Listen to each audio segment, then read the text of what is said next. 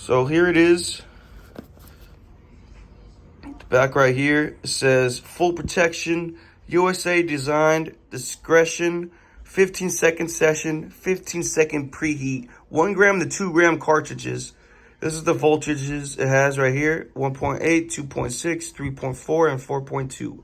Up to 65 sessions, height adjuster, control, lights, silicone band grip, USB-C fast charging, and lanyard with clip.